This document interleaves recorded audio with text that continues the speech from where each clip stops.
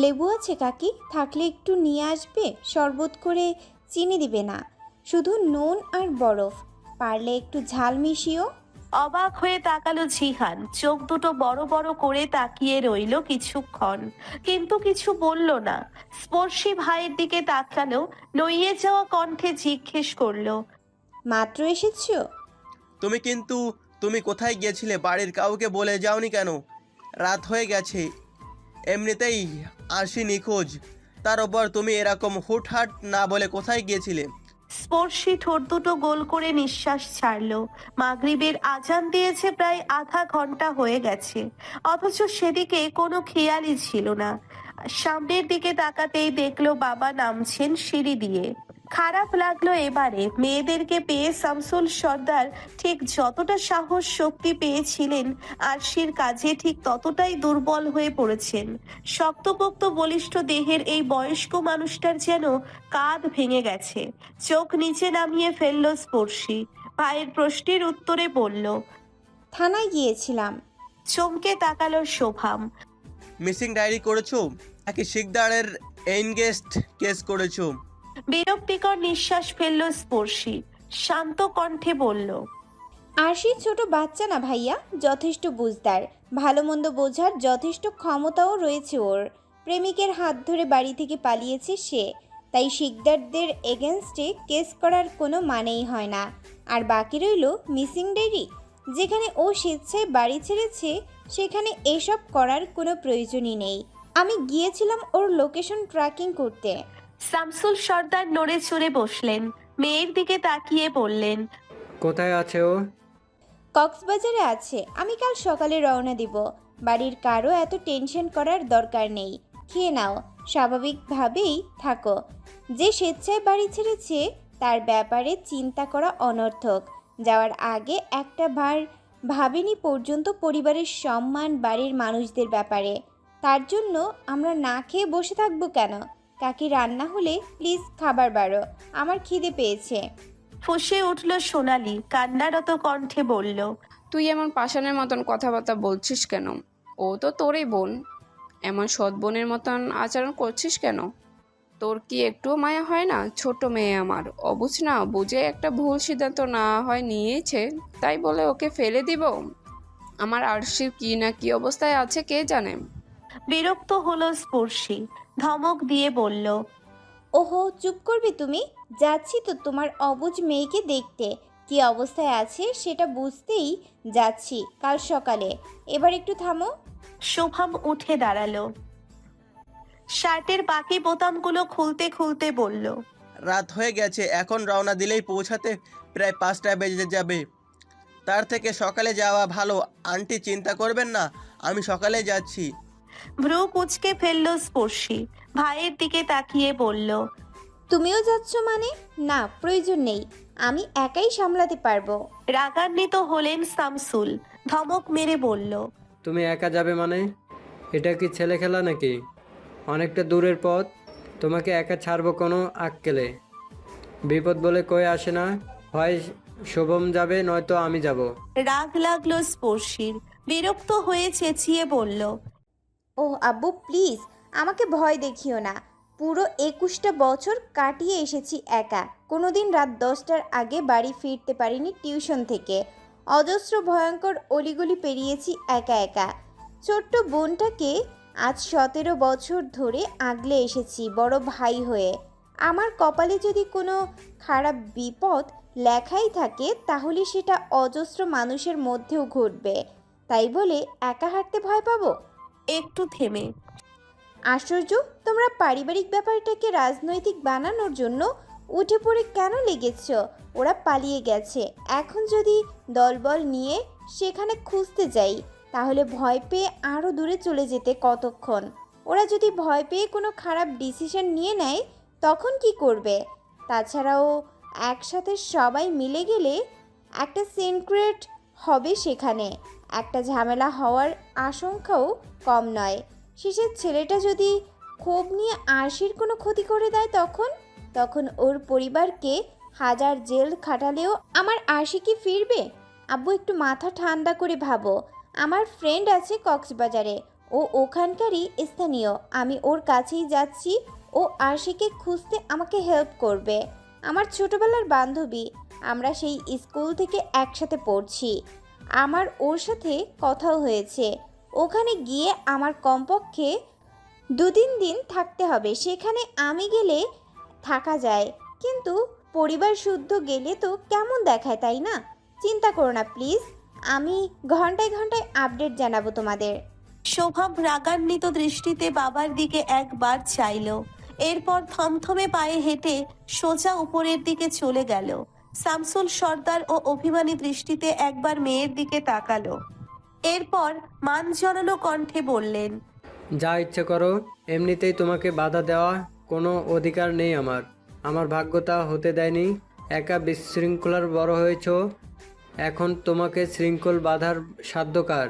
তবে একটা কথা মনে রাখো, বাবা হিসেবে তোমাকে বিয়ে দেওয়া আমার দায়িত্ব। যথেষ্ট বড় হয়েছ, এখন বিয়ের প্রস্তুতি নাও। আর হ্যাঁ, বিয়ের পর একটু শৃঙ্খলে থাকার চেষ্টা করো। থেমে বিড়বিড় করে উপরে যেতে যেতে বলল, যে মেয়ে বানিয়েছ তোমার মা, আমার তো এখন থেকেই সেই অভাগার জন্য মায়া হচ্ছে। রাত প্রায় 8টা। শিকদার বাড়ির সবাই বর্তমানে খাবার টেবিলে। সবার চোখ মুখ থমথমে, নেই কোনো হাসি, যেন বাধ্য হয়ে রোজকার কাজ সমাপ্ত করছে সবাই। স্পর্শে খেয়ে দিয়ে কারো সাথে কোনোরূপ কথা না বলেই রুমে ছুটল। তার মেজাজ এখন তুঙ্গে। শিকদার বাড়ির চরম এক অসভ্য লোক তাকে ফোনের পর ফোন দিয়েই চলেছে খাবার টেবিলে বসে। বারবার কেটে দেওয়ার পরেও নেই কোনো বিরতি। এ যেন প্রতিযোগিতায় নেমেছে, কে কতবার ফোন দিতে পারে আর কে কতবার কাটতে পারে। প্রতিটা লোকমা মুখে নিতেই ঘাম ছুটে গেছে স্পর্শীর। ভাগ্যিস ফোনটা সাইলেন্ট ছিল, নয়তো বাধ্য হয়ে সবার সামনেই রিসিভ করতে হতো ফোন। আর কেউ যদি কোনোভাবে বুঝে নিত যে এটা শিকদার বাড়ির বড় ছেলে, তাহলে কি জবাব দিত? কিভাবে বলে বোঝাতো যে যে এই অসভ্য লোকটার সাথে কলে কথা বলার মতো কোনো সম্পর্ক নেই তার? তাও বারবার ফোন করতে থাকে। ভদ্রতার কারণে মাঝে মধ্যে বাধ্য হয়ে রিসিভ করতে হয়। রুমে ঢুকেই ভেতর থেকে দরজা আটকে দিল, এরপর দ্রুত পায়ে বারান্দায় গেল। ফোন রিসিভ করে নিচু কণ্ঠে ধমকের সুরে বলল, কে মরেছে?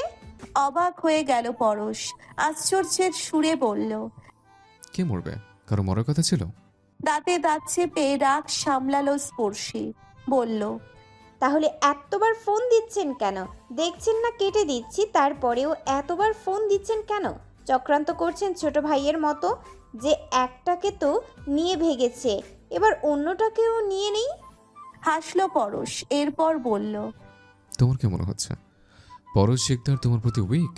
সে বারবার তোমাকে পটানোর জন্য ফোন দিচ্ছে? হ্যাঁ, এর থেকে অলৌকিক ভাবনা চিন্তা পৃথিবীতে আর হতে পারে না। প্রয়োজনে আজীবন অবিবাহিত থাকবো, তবে তোমার মতো ডাকাতকে ইমপ্রেস করার চেষ্টা করবো না।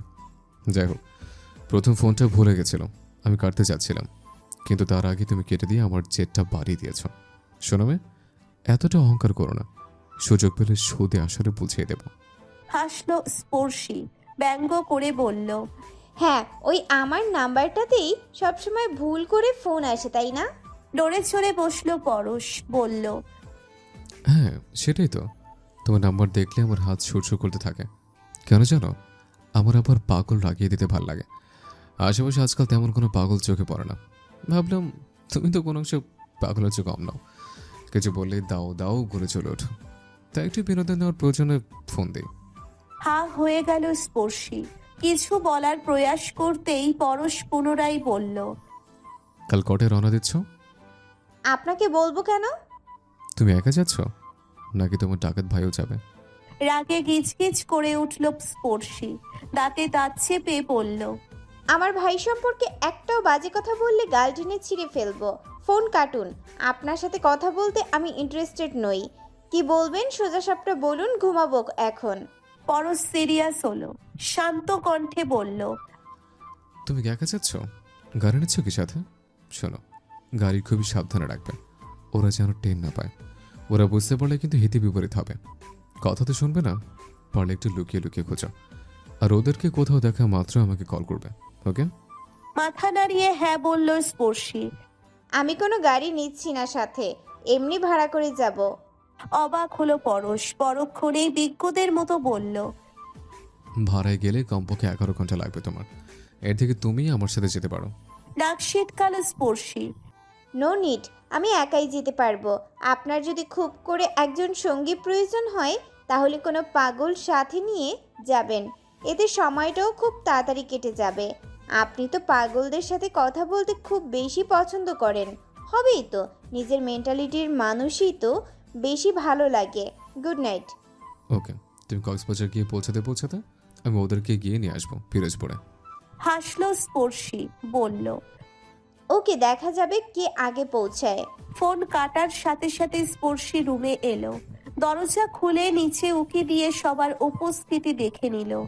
না, বাবা নেই ড্রয়িং রুমে, নিশ্চয়ই নিচের রুমে রয়েছেন।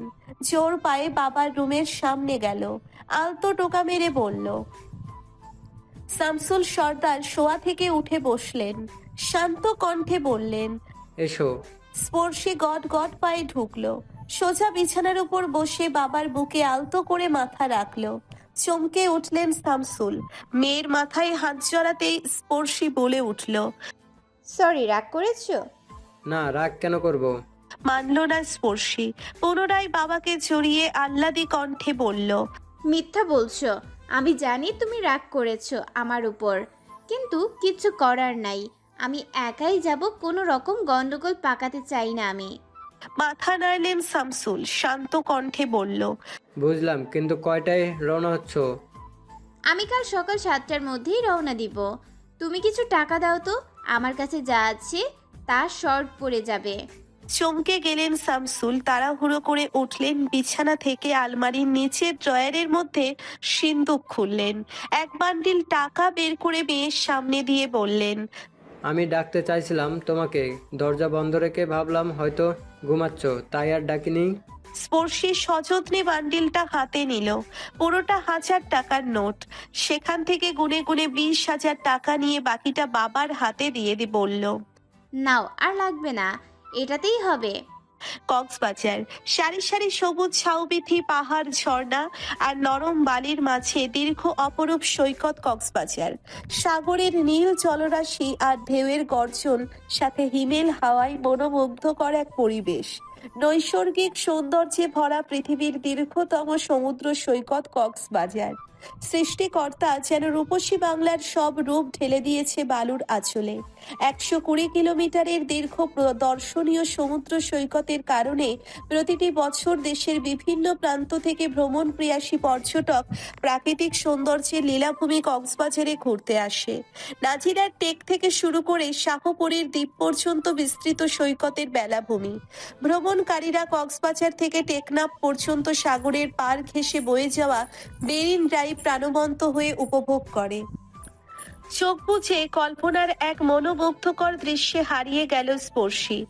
জীবনে এ পর্যন্ত যাওয়া হয়নি সেখানে, ব্যস্ততার কারণে পারেনি শখে প্রশ্রয় দিতে, আজকেও পারত না হয়তো। ব্যাস, বোনের জন্যে ঘুরতে হচ্ছে সেখানে। এই তো আর কয়েক ঘন্টা মাত্র, এর মধ্যেই তো পৌঁছে যাবে সেই মনোমুগ্ধকর পরিবেশে। বস্তুত পিরোজপুর থেকে 4 ভাবে কক্সবাজার যাওয়া যায়। পিরোজপুর থেকে সোজা গোপালগঞ্জ হয়ে মুন্সিগঞ্জ, এরপর কুমিল্লা হয়ে ফেনী যেতে হয়। এরপর সীতাকুণ্ড থেকে চট্টগ্রামের পথে ধরে তারপর কক্সবাজার। ভীষণ ঘোরানো পেঁচানো পথ, প্রায় 11 ঘন্টা প্লাস সময় নষ্ট হয়ে যায় এতে। মাথায় হাত দিয়ে চেয়ে রইল স্পর্শী। মাই গড, এতটা সময় ওয়েস্ট করে গেলে তো পরশ শিকদারের কথাই ঠিক হয়ে যাবে। এবারে বিকল্প পথ খুঁজতে লাগলো, এটাতে 10 ঘন্টায়ও যাওয়া যাবে। সোজাসুজি পথ এটা, পিরোজপুর থেকে বরিশাল গিয়ে সেখান থেকে নোয়াখালী ফেনী, এরপর সেই আগের রাস্তা ধরেই সীতাকুণ্ড হয়ে চট্টগ্রাম, তারপর কক্সবাজার। না, এই পথও পছন্দ হলো না স্পর্শীর। জলপথে গেলে তো পুরো চাঁদপুর হয়ে প্রায় 1 দিন লেগে যাবে পৌঁছতে। শেষে বাধ্য হয়ে আকাশ পথেই রওনা দিল। বাড়ির গাড়িতে এখান থেকে বরিশাল গিয়ে তারপর প্লেনে যাবে। ড্রাইভার সাথে নিয়ে বাড়ির সবাইকে বিদায় দিয়ে উঠে পড়ল গাড়িতে। একটানা 1.5 ঘন্টা গাড়ি চলার পর তারা পৌঁছলো এয়ারপোর্টে। গাড়ি বিদায় দিয়ে এগিয়ে গেল সামনে, হাতে ট্রলি নিয়ে সামনে এগোতে এগোতে সময় দেখে নিল। ঘড়িতে মাত্র 8:40 বাজে। বরিশাল টু কক্সবাজার প্লেন ছাড়বে 9:30টায়। প্লেন ছাড়ার 50 মিনিটে মিনিটের মধ্যেই সেটা কক্সবাজারে ল্যান্ড করবে। স্পর্শী প্রথমে চেক ইন করে নিল। সাধারণত দেশের বাইরে গেলে ইমিগ্রেশন সহ আরো অনেক ঝামেলার কাজ সম্পন্ন করতে হয়, কিন্তু দেশের অভ্যন্তরে ভ্রমণের জন্য শুধু টিকিট দেখালেই হয়ে যায়। এরপর নির্দিষ্ট কিছু কর্মকর্তার কাছে গিয়ে লাগেজের ওজন মেপে নিয়ে জমা দিয়ে দিল। সাধারণত 7 কেজির উপরে কোনো যাত্রী মাল বহন করতে পারে না, এর বেশি করলে তাকে অতিরিক্ত চার্জ দিতে হয়। সমস্ত নিয়মকানুন পালন করে প্লেনের জন্য অপেক্ষা করতে লাগলো। ইতিমধ্যেই মাইক্রোফোনে নির্দেশনা দিয়ে চলেছে কর্মচারীরা। আর মাত্র 50 মিনিটের মধ্যেই কক্সবাজার পৌঁছচ্ছে স্পর্শী, তাও ওই শিকদারের আগে। সেখানে গিয়েই সবার প্রথম ভিডিও কল করে দেখাবে তাকে। ভাবতেই উত্তেজনা কাজ করছে। উফ, আর তর সইছে না স্পর্শীর। হাতের ফোনটা নিয়ে গুটি গুটি অক্ষরে মেসেজ দিল। আপনি কত দূর? আমি আর 50 মিনিটের মধ্যেই পৌঁছাবো। দেখলেন তো, আপনাকে সেই হারিয়েই দিলাম। মেসেজ দিয়ে মুচকি হেসে দিল স্পর্শী। নিশ্চয়ই অবাক হয়ে যাবে। আমরা একসাথে পৌঁছাচ্ছি স্পর্শিয়া। আচমকা পেছন থেকে ফিসফিসে কণ্ঠে পরিচিত কণ্ঠস্বরটা শুনতেই চমকে গেল স্পর্শী। তাকাতেই অবাকের সপ্তম আশ্চর্যে পৌঁছলো। কালো প্যান্ট, শার্ট, মাস্ক এবং ক্যাপ পরা এক যুবক তার দিকেই হেলে আছে। চোখ দুটো দেখতেই চোয়াল শক্ত করে ফেললো। এ যে আর কেউ নয়, পিরোজপুরের সেই অসভ্য এমপি। নিজের যাবতীয় সব পরিকল্পনা ভেস্তে যাওয়ায় চরম হতাশায় মুখমণ্ডল বিকৃত করে ফেলল স্পর্শী। দাঁতে দাঁত চেপে বলল, ব্যাস হয়ে গেল। এত এত গাড়ি থাকতে সেই এয়ারপোর্টেই আসতে হলো। ডোন্ট কেয়ার ভাব নিয়ে দুপা সামনে এগিয়ে গেল পরশ। পুনরায় পেছন ফিরে তির্যক হাসি দিয়ে বলল, প্লেনটা কি তোমার বাপের, নাকি শুধু ডাকাত চলার জন্য বানিয়েছে? বোর্ডিং এর পাশে সিট নাম্বার দেখে বসে পড়ল স্পর্শী। বাহ, জানালার পাশেই তার সিট। এর থেকে আর আনন্দের কী বা হতে পারে। আলতো করে বসে বিমানবালার নির্দেশ মোতাবেক সিট বেল্ট লাগিয়ে নিল। একটু কাত হয়ে পিছে তাকাতেই দেখলো 2 সিট পেছনে জানালার পাশেই পরশ শিকদার বসেছে। মুহূর্তেই চোখ সরিয়ে নিল স্পর্শী, কারণ পরশ ও তার দিকেই তাকিয়ে আছে। কি না কি ভেবে বসে সেই ভয়েই আর ফিরে তাকায়নি সে। বিমান এখনো টেক অফ করেনি। বিমানবালা সবাইকে নির্দেশনা দিয়ে যাচ্ছে।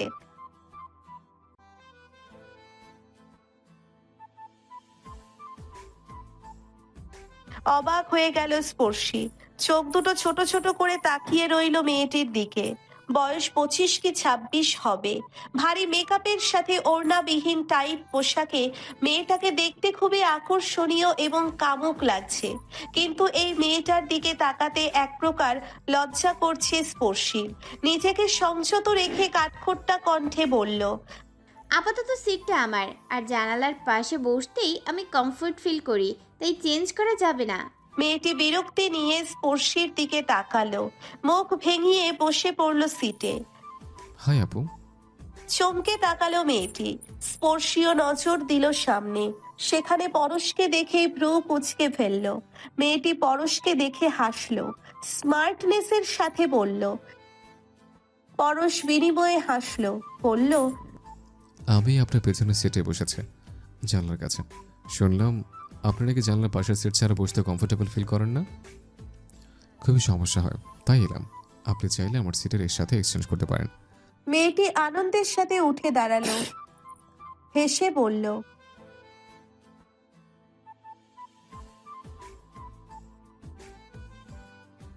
এরপর স্পর্শের দিকে তাকিয়ে ভেঙচি মেরে পা বাড়ালো পেছনের দিকে।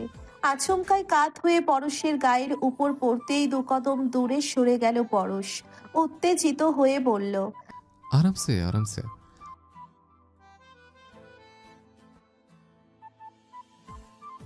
আর চোখে সেদিকে তাকালো স্পর্শী। মুহূর্তেই চোখ মুখ বিকৃত করে অন্যদিকে তাকালো।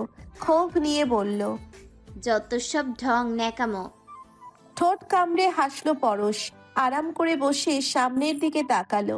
সেকেন্ড খানেক পর স্পর্শীর উদ্দেশ্যে বলল, তোমার কি মনে হয় আমি চেয়েছি তোমার পাশের সিটে বসেছে? একদমই না। মেয়েটা ভীষণ সুন্দর, তাই না?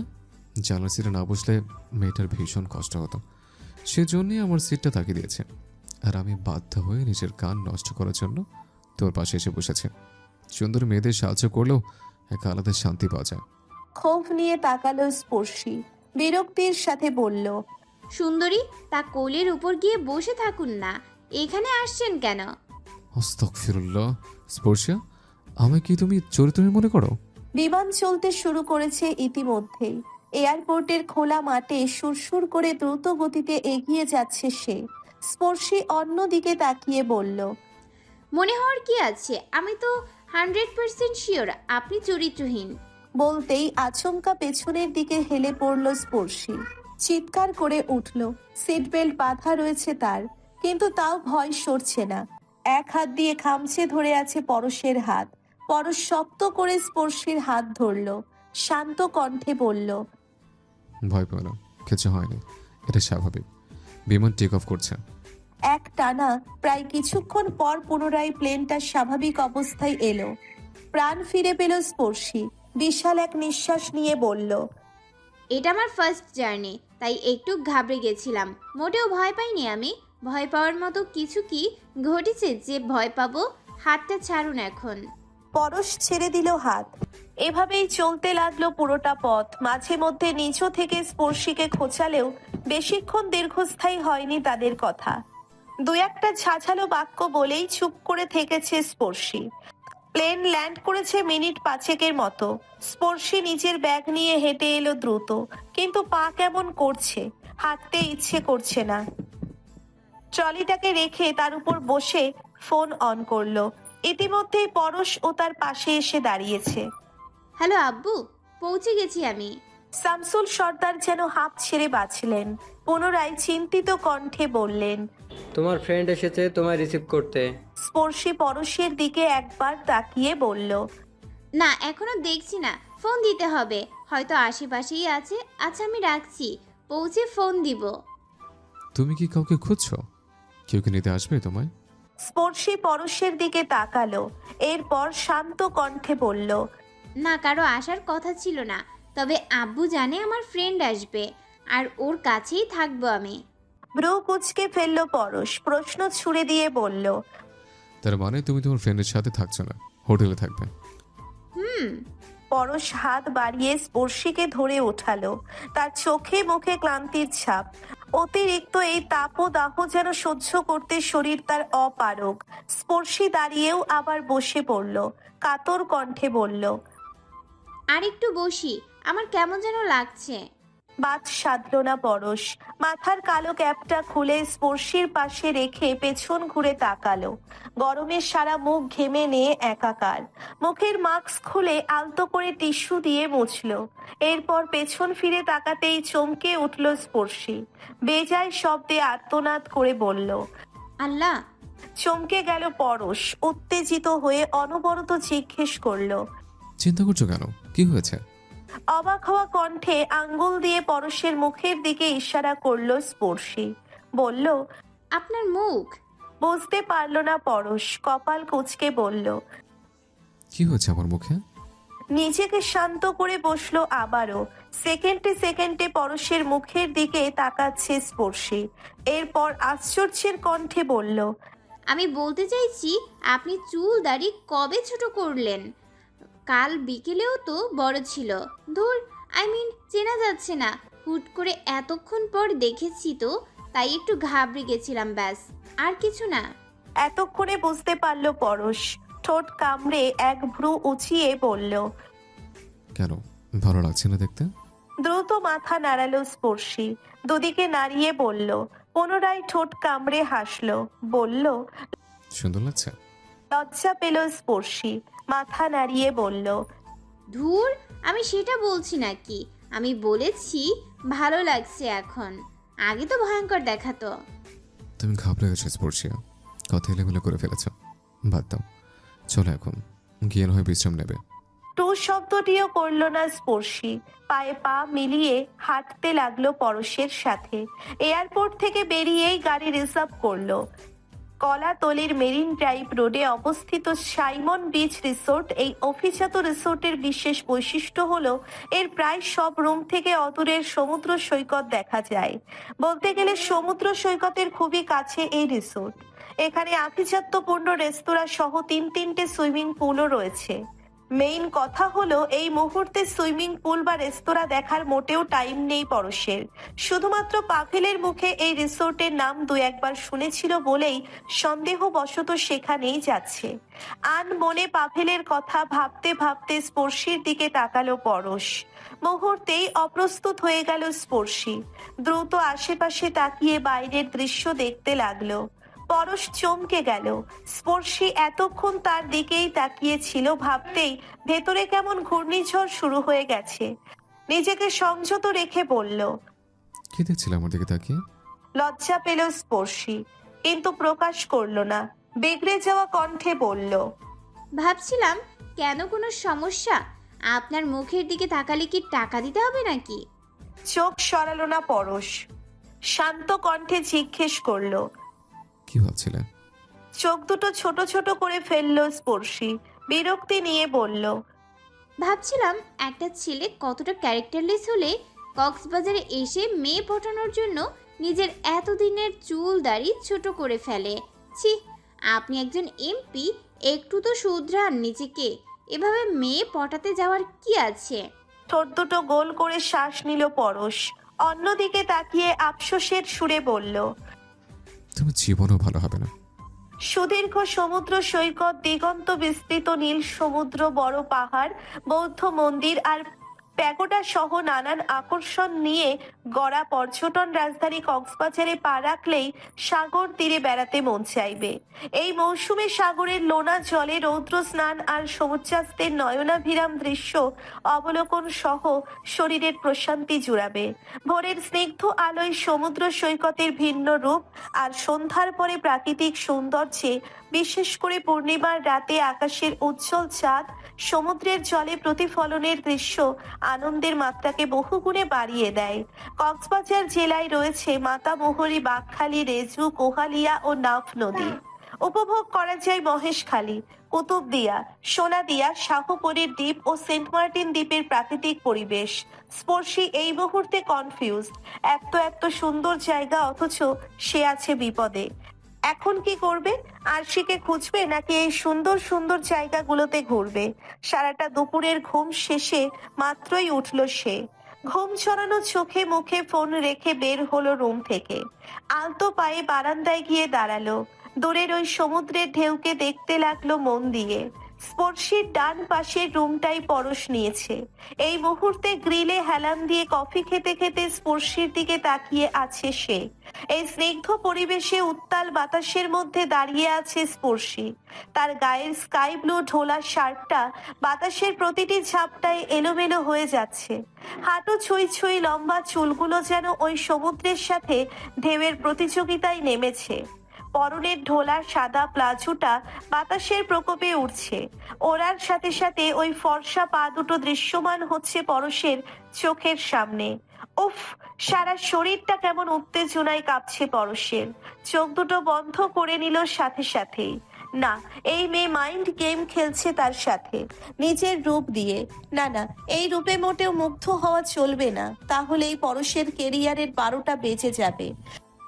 এই হ্যালো, ভীষণ অসভ্য মানুষ তো আপনি। বিকেল বাজে 4:30, অথচ একা একা কফি খাচ্ছেন। আমাকে একটু ডাকেননি? এমনকি দুপুরেও না খেয়ে আছি আমি। পরশ পরবর্তী চুমুক দিয়ে সমুদ্রের দিকে তাকালো, টিটকিরি মেরে বলল। আমায় কি তোমার বডিগার্ড মনে হয়? কুম্ভকর্ণের মতো দরজা আটকে ঘুমালে ডাকবো কিভাবে? দরজা খোলো। বলেই রুমে চলে এলো পরশ। খাবারের প্যাকেট হাতে এগিয়ে গেল স্পর্শীর রুমের দিকে। দরজা খুলতেই হাতে ধরিয়ে দিল বিরিয়ানি। বলল, অর্ডার করে রেখেছিলাম, খেয়ে নাও। স্পর্শী একটু প্রশান্তি পেল বিরিয়ানি দেখে। আলতো হেসে বলল, থ্যাংক ইউ। কক্সবাজার আসতে না আসতে ওড়না ছেড়েছ, কি ভেবেছ এইভাবে ওড়না ছাড়া এসে আমাকে ভুলিয়ে ভালিয়ে প্রেমে ফেলবে তোমার? নাও, নেভার। পরশ শিকদার কারো রূপে ভোলে না। চোখ দুটো বড় বড় করে ফেললো স্পর্শী। হুঁশ হতেই দুম করে দরজা আটকে দিল। ইস, এ কি হচ্ছে? সবকিছু এমন উল্টো হচ্ছে কেন কক্সবাজারে এসে? এই লোক সেই প্রতিটি পদক্ষেপে তাকে পচাচ্ছে, আর সে কিছু বলতেই পারছে না। তার উপর এত বড় অপমান।